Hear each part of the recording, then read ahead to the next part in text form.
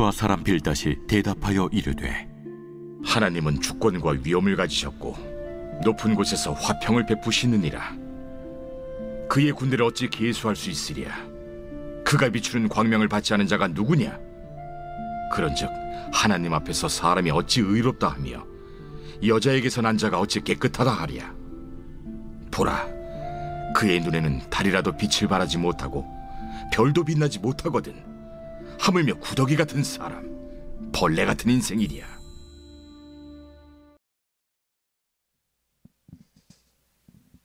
하나님은 참 마음이 넓은 분입니다. 독생자 예수님을 줄 정도로, 그것도 뭐 훌륭하고 완벽하게 살고 그런 우리가 아니라 연약한 우리들을 위해서 예수님을 내어주시는 걸 보면 참 마음이 넓으신 분이시죠. 우리는 이것을 알아야 합니다. 우리는 하나님이 높으시기 때문에 경외할 줄도 물론 알아야 되고, 또 한편으로는 하나님을 만날 수 없는 그런 분으로 생각해서는 안 될 것입니다. 하나님은 마음이 넓기 때문에 친밀하게 우리와 교제할 수 있는 그런 분이시죠. 그건 하나님의 넓은 사랑과 은혜 때문에 그런 거죠. 욥기를 읽다 보면은 그 많은 표현들이 이제 나오는데요. 때로는 불평처럼 느껴지고 막 하소연을 하고 따지기도 하고, 이런 표현들은 어떻게 보면 하나님과 풍성한 교제를 나눌 수 있는 것을 의미하기도 합니다. 그러니까 여러분은 신앙생활이라는 것이 종교생활이 아니라 신앙은 관계의 문제죠. 관계. 그래서 관계라는 것은 교제를 통해서 돈독해지는 거잖아요. 그래서 신앙생활은 이 교제가 너무 중요합니다. 사실 이 교제는 본질이다, 그렇게 말할 수가 있습니다.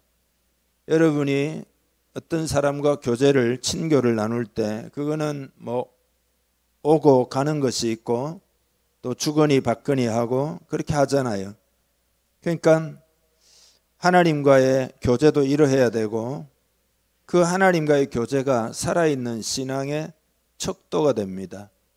여러분이 만약에 하나님과 교제하고 있다면 여러분의 신앙은 살아있는 것이며, 만약에 여러분이 하나님과 교제하고 있지 못하다고 하면 그 신앙은 종교적인 신앙, 죽은 신앙이다, 이렇게 볼 수가 있습니다. 하나님 우리와 더불어 교제하고 많은 것들을 나누어 주기를 원하시기 때문에 여러분 좀 더 믿음으로 하나님께 가까이 나아가기를 바랍니다. 하나님과의 관계가 형성되어야 교제할 수 있는데, 그건 예수를 영접해야 하나님과의 관계가 만들어지죠. 예수님이 날 위해 돌아가셨고 부활하신 것을 믿고 그 주님을 내 마음에 영접하는 일이 필요하죠. 혹시라도 여러분 가운데 정말로 내가 예수님을 나의 구주로 영접했는지 좀 확인을 해보아야 될 것입니다. 그리고 난 다음에는 친밀한 교제를 나누기를 바랍니다. 관계가 형성되는데 친밀한 교제가 나누어지지 않을 수는 없습니다. 그러니까 종교적으로 기독교라는 종교를 선택해가지고 기독교를 통해서 내가 복을 받고 유익을 얻어야 되겠다, 그거는 구원받은 신앙이 아니에요. 뭔가 유익을 얻으려고 하는 것은 불교에도 있고 뭐 어떤 종교에도 다 있습니다. 관계가 맺어져야 된다. 살아계신 하나님과 관계가 맺어지려면 예수 그리스도를 마음의 중심으로 모셔드리면 영이 깨어일어나고 하나님과 교제할 수 있게 되는 겁니다. 그런데 이제 그렇게 교제한다는 건 기도한다는 건데, 기도할 때 보통 나의 문제로부터 시작하는 경우가 있죠. 초신자 때는 이해가 됩니다. 초신자 때는 하나님 이거 좀 도와주세요, 내 걱정을 하나님 맡아주세요. 문제로부터 기도를 시작하는 것은 이해가 되지만, 그러나 만약에 계속해서 그런 방식으로만 기도한다면 그게 더 이상 신앙이 성장하지 못하는 원인이 됩니다. 믿음이 성장하는 사람은 그렇게 기도를 하는 게 아니라 하나님의 하나님 되심으로부터 기도를 시작한다는 것을 알아야 됩니다. 그러니까 하나님의 하나님 되심으로부터 기도를 시작할 때 자기 한계를 극복하는 기도를 드릴 수 있게 되는 것입니다. 그래서 여러분, 그러니까 하나님이 어떤 분이시고, 그죠? 하나님이 어떤 분이시고, 그런 하나님의 하나님 되심을 높여드리면서 기도할 때 우리는 인간적인 한계를 뛰어넘을 수 있게 되는 겁니다. 그게 믿는 겁니다. 그러니까 우리가 하나님의 하나님 되심으로부터 반드시 기도를 시작할 수 있어야 합니다. 그러면 여러분의 한계를 뛰어넘고 믿음의 기도를 드릴 수가 있습니다. 믿음이라는 것 대상이 중요합니다. 하나님이 어떤 분이신지를 기억하고 깨닫는 것이 가장 중요한 거죠. 그래서 여러분, 초대 예루살렘 교회가 어떻게 기도하는지를 한번 살펴보겠는데요. 사도행전 4장 24절에서 31절까지 일단 교독을 한번 해보겠습니다. 예루살렘 교회가 드리는 기도입니다. 그들이 듣고 한 마음으로 하나님께 소리를 높여 이르되 대주제여 천지와 바다와 그 가운데 만물을 지은 이시여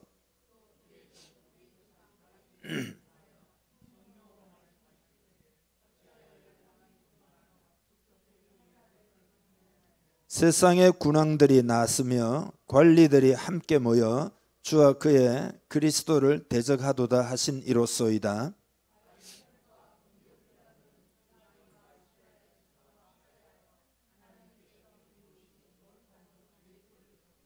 하나님의 권능과 뜻대로 이루려고 예정하신 그것을 행하려고 이 성에 모였나이다.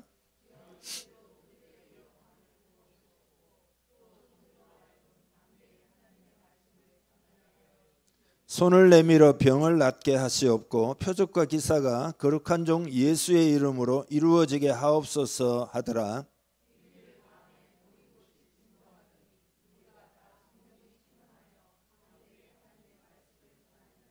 아멘.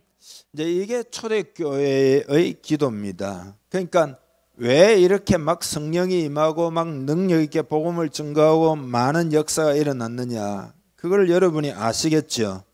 이 기도를 보면 하나님이 어떤 분이신지 천지의 대주제시다는 거잖아요. 만물을 지으신 이고 언약하신 하나님이고 모든 세상을 다 다스리시는 그런 하나님이시다라는 하나님으로부터 기도를 시작하지 않습니까? 이게 초대교회의 능력의 이유입니다.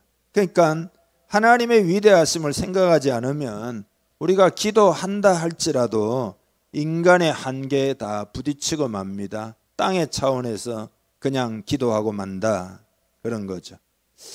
오늘 이제 본문은 빌닷의 이야기인데요. 이제 그의 말에는 긍정적인 부분과 부정적인 부분이 있는데 이제 이를 살펴보며 은혜를 나누려고 하는데, 우선 이 긍정적인 부분은 빌닷이 하나님이 어떤 분이신가를 지금 말하는 부분입니다. 2절에 보면 하나님은 주권과 위엄을 가지셨고 높은 곳에서 화평을 베푸시느니라. 하나님은 주권과 위엄을 가지셨다. 그러니까 여러분, 하나님이 이 세상을 창조하셨으니까 주권이 하나님께 있는 줄 믿습니다. 아멘이시죠? 또 광대한 우주를 만드신 그만큼 하나님은 위엄을 가지고 계시다, 그런 거죠. 제가 지난 주일에 말씀드리지 않았습니까? 우리 지구가 속해 있는 은하계, 이 은하계가 타원형으로 생겼는데 이쪽에서 이쪽까지 빛의 속도로 움직이면 10만 광년이 걸린다고. 1초에 지구 7바퀴 반을 도니까 10만 년 동안 가면 그게 어느 정도 멀겠습니까? 10만 년 동안 가면. 이쪽은 폭이 좀 좁은데 2만 5천 광년 정도 걸립니다. 그게 은하계, 그 안에 수천억 개의 별들이 있고 그런 은하계가 또 수천억 개가 있다 그랬잖아요. 그거보다 틀림없이 더 넓습니다. 우주는 그 정도로 광대한, 그야말로 광대한, 어마어마하다 이 말이죠. 그래서 하나님의 위엄이라는 것은 그런 것이다. 그 모든 것들에 대한 주권을 가지고 계시다. 또 높은 곳에서 화평을 베푸시느니라. 높은 곳에서 이 표현이 정말 중요합니다. 여러분, 우리는 우리 차원에서 뭔가를 기대하죠. 우리 차원에서 하나님 요것만 좀 해결해 주세요. 요 정도만 되면 좋겠습니다. 우리 차원에서 뭔가를 기대하죠. 그렇지만 하나님이 베푸시는 화평은 높은 차원이다. 여기서 여러분 말하는 화평이라는 것은 마음의 평안을 얻는다 그런 이야기가 아니고 조화로운 어떤 질서와 균형, 모든 것이 제자리에 있는 질서의 상태를 의미합니다. 그러니까 하나님이 우주를 창조하시고 유지하시는 그 질서에 대한 표현입니다. 그러니까 무질서를 통제하고 질서를 부여하시는 그런 하나님의 활동, 하나님의 섭리, 하나님의 다스리심, 그것을 높은 차원에서 하신다라는 이야기입니다. 역사학자 찰스 베어드는 역사의 흐름을 연구하다가 세 가지 깨달음을 얻었습니다. 첫째는 뭐냐 하면 힘과 권력을 가진 사람들이 지나친 탐욕을 갖게 되면 반드시 분쟁이 일어나고 또 망한다. 이게 역사의 교훈이다. 그게 첫째예요. 두 번째로는 악인이 승리하는 것 같은 구도가 보일 때도 있지만 결국에는 어떤 식으로든지 반드시 심판을 받게 된다. 이게 두 번째 통찰이에요. 세 번째는 이러한 잘못된 행위를 하는 사람들을 통해서도 때로는 의도치 않는 어떤 문명의 발전과 역사의 번영이 찾아오기도 한다. 그렇게 이 사람은 이야기를 했습니다. 그러니까 여러분, 인간의 역사에는 수많은 실패, 인간은 전부 실패의 역사예요. 전쟁도 일어나고 문제도 많고 죄도 짓고. 그렇지만 그런 일들 가운데 이 심판이 있다는 말은 보이지 않는 하나님의 섭리가 실제 있다. 세상은 막 돌아가는 것처럼 보이지만 하나님의 섭리와 다스림이 실제로 있다. 이런 확신을 이 찰스 베어드라는 역사학자가 얻었다는 겁니다. 그리고 역사를 통해 나타나는 이러한 패턴이 각 개인에게도 적용이 된다. 우리는 잘 깨닫지 못해도 개인을 향한 하나님의 섭리의 역사가 있다라는 것입니다. 여러분, 오늘 우리 시대에 회복해야 되는 부분이 이제 이런 생각인데요. 많은 사람들이 간절히 기도하면서도 하나님이 높은 곳에서 그 베푸시는 화평에 대해서, 질서에 대해서 기대하지 못하는 경우가 많습니다. 하나님 뜻대로 살고 믿음으로 살면 높은 차원에서 하나님의 역사하심을 기대할 줄 알아야 되는데 그 기대하지 못하는 것이 오늘 이 시대의 문제인 거죠. 여러분은 기대하는 신앙이 되기를 축복합니다. 하나님의 차원에서 베푸신다는 것을 우리는 받아들여야 된다. 하나님의 주권과 위엄을 깨닫고 하나님이 다스려 주시기 때문에 하나님을 믿는 자에게 결코 실패가 없다는 것을 깨달아야 한다. 이걸 깨달아야 여러분 믿음의 사람이 될 수가 있습니다. 여러분 믿음의 사람 되기를 축복합니다. 덴마크의 그룬트비 있잖아요. 덴마크를 부강한 나라로 만든 국부지요. 국부라는 것은 나라의 그 기초를 세우는 일에 큰 공을 그런 공로가 지극한 사람이 이제 국부인데, 덴마크의 국부는 그룬트비인데 목사의 아들이고 이 사람 자신도 30살에 목사 안수를 받았습니다. 그런데 그룬트비의 인생은 60세 이후에 찬란한 빛을 발했습니다. 일화가 있는데 코펜하겐 시의원의 출마를 65세에 하게 됩니다. 65세에. 그런데 이제 무소속으로 정당의 공천이 없이 출마를 해가지고 56표 차로 낙선을 하게 됩니다. 그렇지 않겠습니까? 예를 들어 양당 구조다 그러면 무소속은 당선되기가 거의 힘들죠.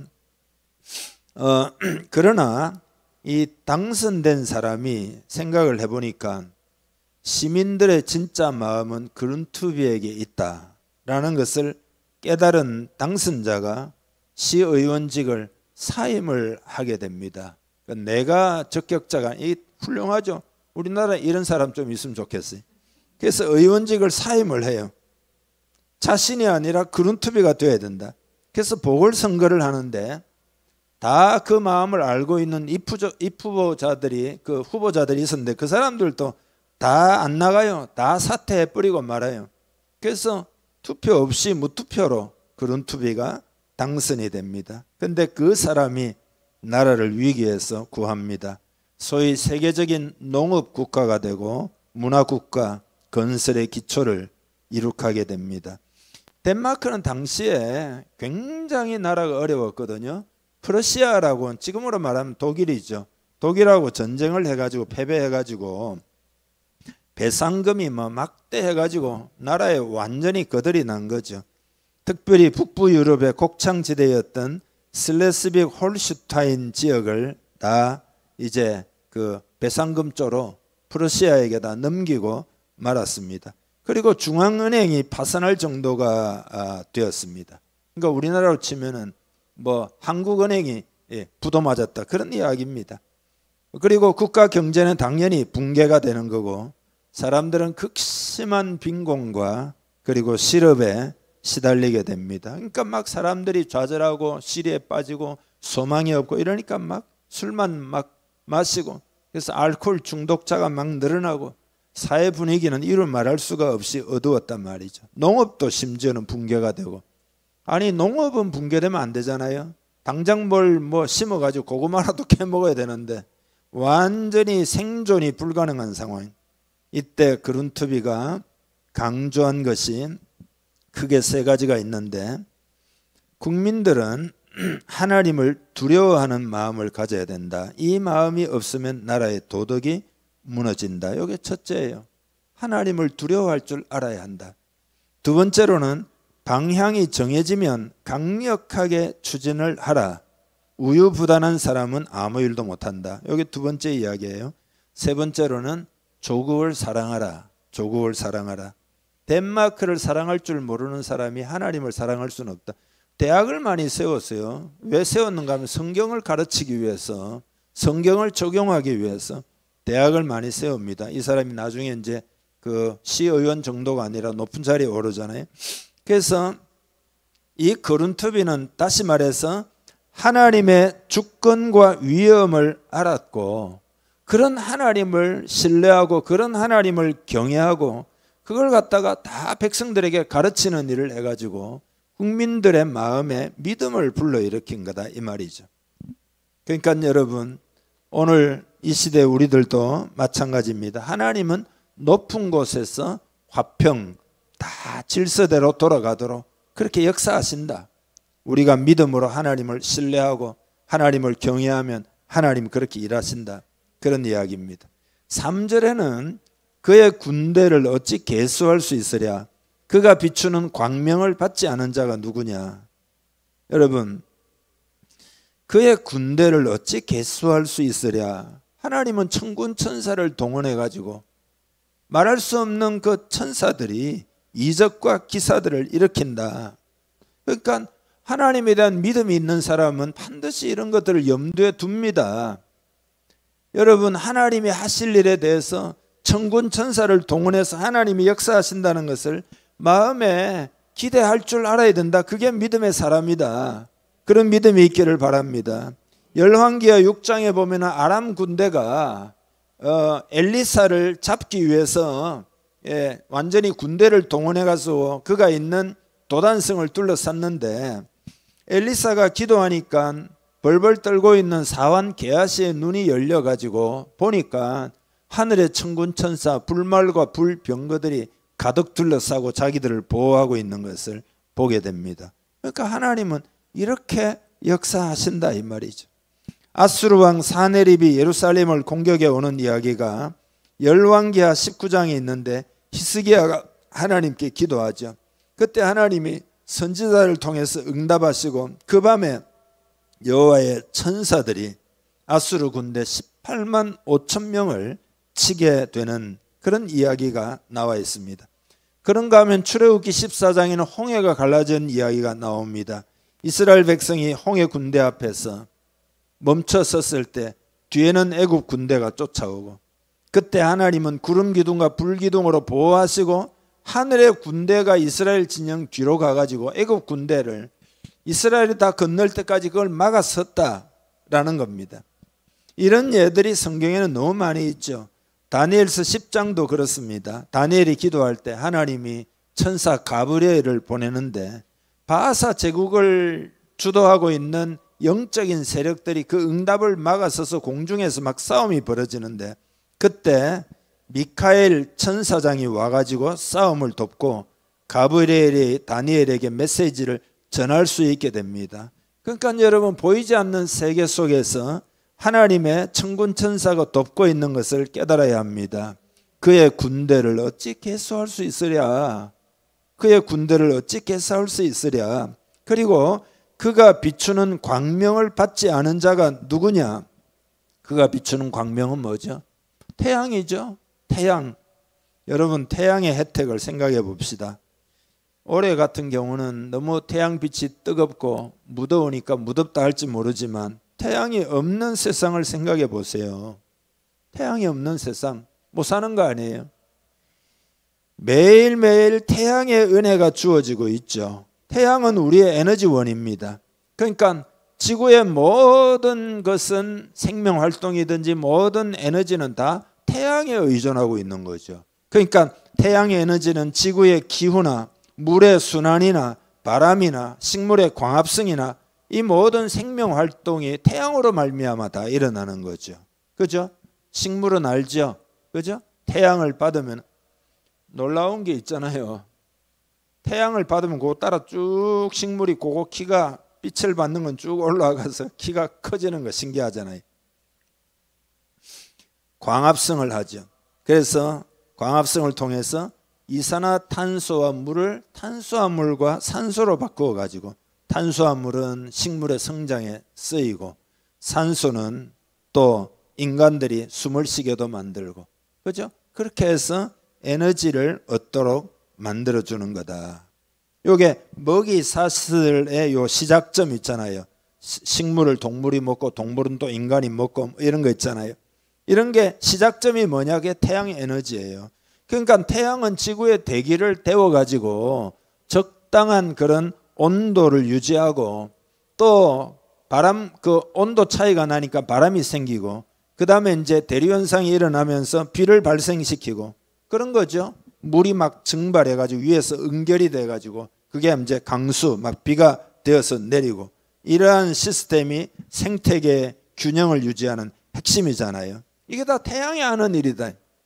태양이 없으면 지구는 극도로 추운 암흑의 공간이 되어 어떤 생명체도 살 수 없겠죠. 그러니까 지구가 적정 온도를 유지하면서 그죠? 빛도 받고 열도 받고 생명체가 살아나고 에너지를 받고 이 모든 것들이 다 하나님의 은혜, 태양을 통한 은혜다. 그래서 그가 비추는 광명을 받지 않은 자가 누구냐? 아무도 없죠. 아무도 없는 거잖아요.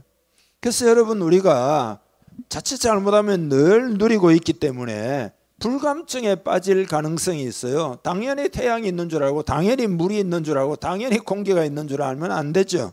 예. 우리는 다 공짜로 누리고 살지만 그러나 하나님이 우리에게 은혜를 베풀어 주시는 거죠. 그 은혜를 잊지 말아야 할 줄 믿습니다. 그런 놀라운 하나님을 생각하고 오늘 제목이에요. 믿음의 세계를 이렇게 펼쳐나가야 됩니다. 하나님이 지금 우리에게 믿음을 가지라고 말씀하고 있습니다. 오랫동안 실패의식에 젖어 있는 그 믿음의 세계를 이제 펼쳐야 할 줄 믿습니다. 확 펼쳐가지고 그런 하나님이 우리의 아버지이시니까 믿음의 세계를 펼쳐야 됩니다. 그렇게 하기를 축복합니다. 옆 사람에게 한번 인사하고 격려한 믿음의 세계를 펼칩시다. 목소리가 확신이 부족해요. 다시 한번 하겠습니다. 믿음의 세계를 펼칩시다. 네. 아멘. 크게 펼쳐야 됩니다. 믿는 일이 필요해요. 여러분, 모든 것은 하나님의 은혜로 주어지지만 믿음이 없으면 하나님이 역사하실 수가 없어요. 아니, 억수같이 그저께처럼 비가 쏟아져도 밖에서 거꾸로 뒤집어 놓으면 그 물 한 방울 안 들어가잖아요. 믿으면 주의 영광을 보리라. 믿는 공동체 되기를 바랍니다. 믿는 여러분의 심령이 되기를 바랍니다. 여러분, 우리는 믿음으로 사는 거다. 떡으로 사는 게 아니다 말이에요. 사람은 믿음으로 사는 거다. 이 세상이라는 것은 복잡하고 다양하고 또 막 어떤 일들이 막 해석하기가 어려워요. 왜 세상에 이런 일들이 일어나? 그런 세상이지만 이 세상을 승리하며 살아갈 수 있는 비결이 우리에게 주어졌는데 그게 바로 믿음이다. 오직 의인은 믿음으로 말미암아 살리라. 할렐루야. 믿음의 세계를 펼치기를 바랍니다. 믿음의 세계를 확 펼쳐요. 하나님이 하실 일을 우리는 믿어야 됩니다. 기대해야 됩니다. 기도해야 됩니다. 소망을 품어야 됩니다. 그게 성도가 할 일이에요. 그게 성도의 의무입니다. 또 그게 성도의 특권입니다. 그래서 영적으로 성장해야, 큰 믿음을 가져야 이 세상을 제대로 살아갈 수가 있습니다. 여러분, 하나님이 우리 교회도 하나님이 하실 일을 믿는 여러분 되기를 바랍니다. 우리 보고 위대한 일을 하라고 하시는 게 아니에요. 위대하신 하나님이 일할 테니까 너희는 믿어라 그렇게 말씀하시는 거죠. 믿고 기도하기를 바랍니다. 더 기도하기를 바랍니다. 하나님은 믿음의 공동체가 되도록 그동안 우리의 자아를 깨트리고 훈련했다는 것을 여러분 깨달아야 합니다. 다 믿음을 가지라는 이야기입니다. 믿음을 가지라. 인간적으로 안 되니까 하나님을 믿으라, 그 이야기입니다. 그래서 그 하나님의 뜻에 깨닫고 순종하는 우리 공동체 됩시다. 빌닷이 이제 잘 나가다가 엉뚱한 이야기를 합니다. 그게 이제 오늘 본문 4절 5절 6절인데, 그런즉 하나님 앞에서 사람이 어찌 의롭다 하며 여자에게서 난 자가 어찌 깨끗하다 하랴. 보라, 그의 눈에는 달이라도 빛을 발하지 못하고 별도 빛나지 못하거든. 하물며 구더기 같은 사람, 벌레 같은 인생이랴.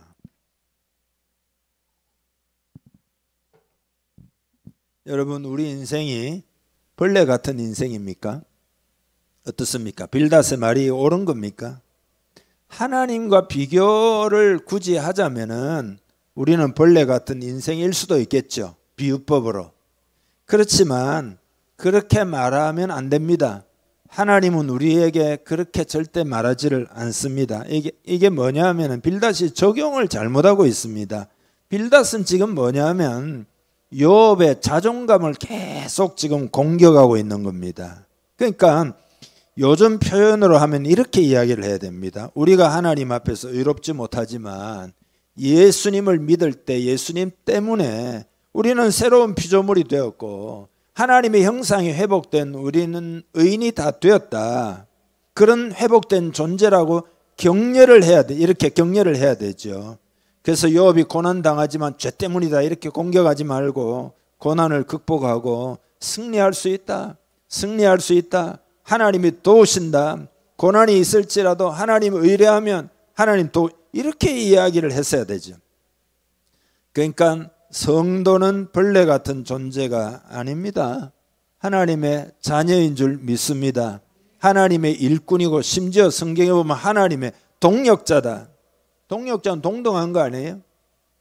우리가 하나님과 동등할 수 없지만 하나님 편에서는 우리를 그렇게 인정하고 함께 가자 그렇게 하신다 이 말이죠. 이것이 우리의 정체성입니다.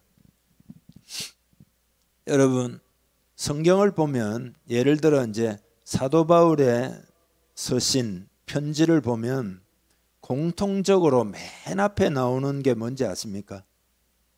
로마서나 무슨 에베소서나 뭐 어떤 성경이든지 맨 앞에 나오면 인사말을 하잖아요. 그 인사말의 핵심이 뭔지 아십니까? 전부 정체성에 대한 이야기입니다. 나는 누구다, 나는 누구다, 나는 사도로 부름을 받았다, 택정함을 입었다. 예를 들어 로마서 1장 1절에 보면 예수 그리스도의 종 바울은 사도로 부르심을 받아 하나님의 복음을 위하여 택정함을 입었으니 에베소서 1장 1절에 하나님의 뜻으로 말미암아 그리스도 예수의 사도된 바울은 에베소에 있는 성도들과 그리스도 예수 안에 있는 신실한 자들에게 편지하노니 디모데전서 1장 1절에 우리 구주 하나님과 우리의 소망이신 그리스도 예수의 명령을 따라 그리스도 예수의 사도된 바울은 믿음 안에서 참 아들 된 디모데에게 편지하노니. 그러니까 이게 전부 정체성에 관한 이야기예요. 편지를 쓰면서 우리가 누구냐, 내가 누구냐, 여기서 모든 게 다 나온다. 그러니까 여러분, 우리도 믿음의 사람이고 하나님께 부름받은 사람이고 뭘 해야 될 사람이고 그런 정체성이 중요하다라는 거죠. 요즘 이 시대는 정체성의 혼란 시대죠. 캐나다의 한 어머니가 7살 난 딸을 위해서 자신의 난자를 20년 동안 냉동시켜 놓았답니다. 왜냐하면 딸에게는 크로모좀이라는 것이, X 크로모좀이라는 것이 없어가지고 성인이 되고 난 다음에도 난자를 만들지 못한다. 그러니까 자기 난자를 딸에게 주어가지고 이제 자녀를 낳게 해야 되겠다 해서 난자를 냉동시켜 보관했다. 성인이 되어도 난자를 생산하지 못하는 것을 터너 신드롬이라고 하는데요. 그럼 한번 생각해 보면 그 딸이 엄마의 난자를 가지고 자녀가 태어났다고 칩시다. 그러면은 자기가 이제 자기를 통해서 자녀가 나왔으니까 딸이 나왔다고 칩시다. 그러면 그 딸이 어머니의 난자를 통해서 나왔잖아요. 그러니까 자기 딸입니까? 자기 동생입니까? 그 태어난 딸이. 그러니까 나중에 이 아이가 성장하면 어떻게 되겠습니까? 내가 우리 엄마라고 치면 엄마의 딸인가 아니면 할머니의 딸인가 헷갈릴 거잖아요. 현대의 가장 큰 정신적인 문제 가운데 하나가 바로 이런 불확실한 정체성의 문제입니다. 이민도 많이 가니까 예를 들어 내가 한국 사람인가 미국 사람인가 반드시 정체성의 혼란을 겪는다. 뭐 그런 정도는 이해할 수 있지만 요새는 내가 남자인가 여자인가 이게 헷갈리는, 이렇게 돼가지고 이 세상이 되겠냐 이 말이죠. 영적으로도 마찬가지예요. 하나님의 자녀가 된 나의 정체성에 대한 명확한 이해가 있어야 큰 믿음을 가질 수가 있습니다. 하나님의 자녀다 이런 정체성이 딱 분명하면 기도도 되고, 그죠? 큰 믿음도 가질 수 있고 세상을 자신감 있게도 살아가고 그런 거잖아요. 심지어 악한 영을 대적할 때도 내가 예수님 안에서 의인이 된 하나님의 자녀다 이런 확신이 딱 있으면은 예수 이름으로 대적할 수 있는 거 아니에요. 영적 싸움을 싸울 수 있는 거 아니에요. 나의 행위가 나의 정체성을 결정하도록 하면 정체성에 혼란이 옵니다. 이해하시죠? 나의 행위가 나의 정체성을 결정하도록 하지 말아야 합니다. 우리의 정체성이 나의 행위를 결정하도록 만들어야 됩니다. 내가 하나님의 자녀다 그러면 하나님의 자녀다운 행동이 나오게 돼 있어요. 정체성이 분명하면. 나는 의인이다 이런 정체성이 있으면 그런 행동이 나오게 돼 있습니다. 정체성이 나의 행위를 결정하도록 해야 된다. 나는 저주에서 해방이 되었다 이걸 받아들이면은 내 삶에 저주스러운 여러 가지 일들이 일어날지라도 그걸 갖다가 극복하게 되겠죠. 나는 성공의 사람이라는 정체성이 내 마음에 있기 때문에 남에게 세상에 기여하려고 하는 그런 삶도 살아가겠죠. 또 하나님의 뜻에 맞는 목표도 세우고 하나님을 의지하고 힘있게 살아가겠죠. 그러니까 성경에 보면 정체성이 중요해요. 예를 들어 여호수아와 갈렙 같은 사람은 우리는 언약의 백성이다. 그리고 하나님이 언약으로 그 가나안 땅을 우리에게 주셨다. 그러니까 가나안 땅을 이미 마음으로 소유한 거죠. 정탐을 그 땅을 하고 돌아와 가지고는 저들은 우리의 밥이다. 하나님이 우리에게 주신 땅이다. 정체성을 가지고 그 땅을 평가한 거 아니에요. 그들이 환경을 놓고 우리는 할 수 없다. 10명은 그랬잖아요. 그거는 거꾸로 된 잘못된 정체성을 가지고 있는 거죠.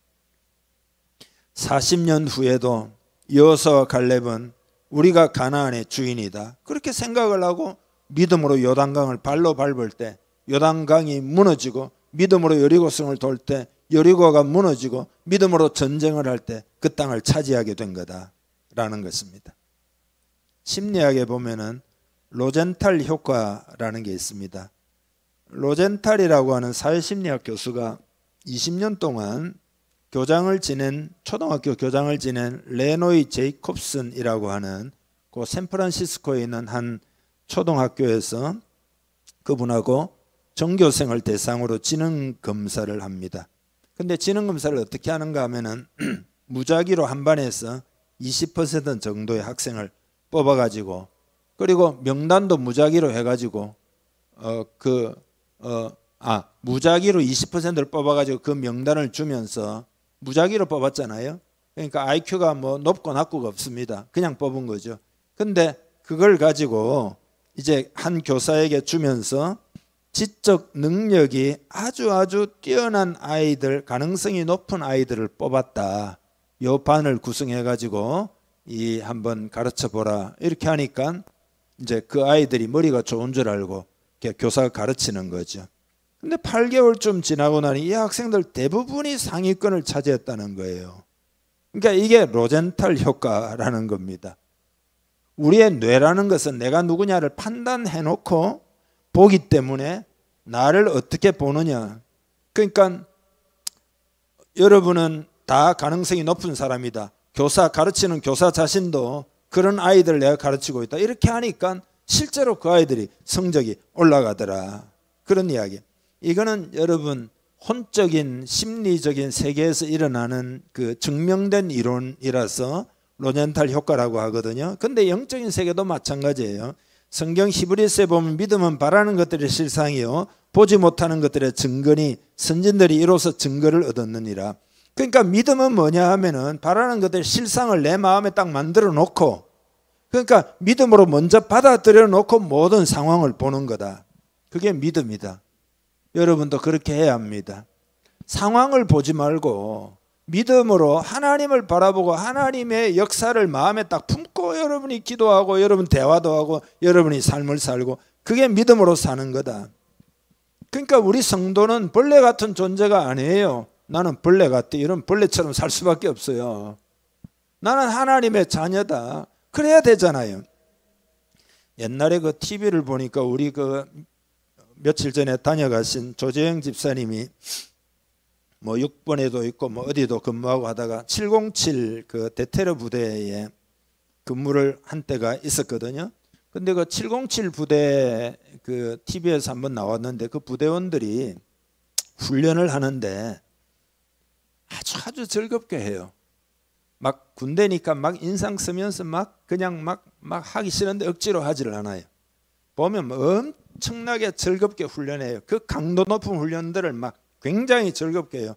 심지어는 있잖아요. 나이가 약간 많은 2-3살 많은 친구들은 밤에 8시, 9시에 나와가지고 또 운동을 해요. 왜냐하면 자기보다 젊은 친구들 따라잡으려고 그러면은 밤에 나와서 또 해야 된다는 거예요. 힘들지 않냐? 그냥 힘 안 든다 이거예요. 막 재밌고 신나고. 이게 뭐냐 하면은 우리는 대한민국 최고의 부대원이다. 이게 자존감이 있잖아요. 정체성이 딱 그렇게 박혀 있으니까 테러가 일어나면 테러 다 진압해야 되는데 그 정체성이 딱 확립되어 있으니까 이 친구들이 자세가 완전히 달라요. 군대 생활을 막 힘들다 어렵다 뭐 이렇게 안 해요. 막 신나가지고 해요.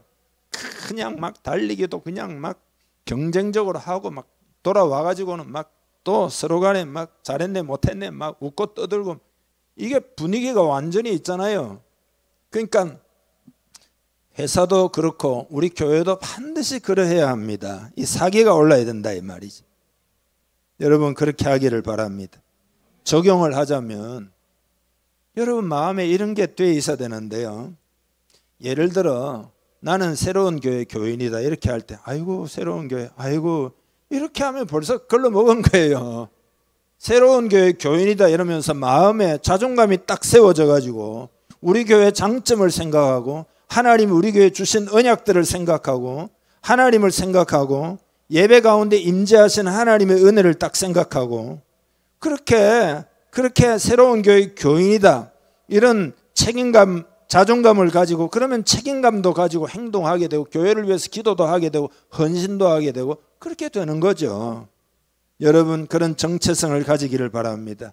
또 나는 하나님의 일꾼이다 이런 정체성을 가져야 그래야 여러분 고난의 훈련을 받고 광야의 훈련을 받을 때 하나님이 나를 훌륭한 일꾼으로 만들기 위하여 이 모든 과정을 거치게 하는구나 하면서 그런 어려움 가운데서도 비범한 생각을 하고 탁월한 생각을 하고 그걸 견뎌내고 버텨내고 통과하게 되고 하나님이 얼마나 저를 통해서 영광 받으시려고 이 과정을 통과하게 하십니까?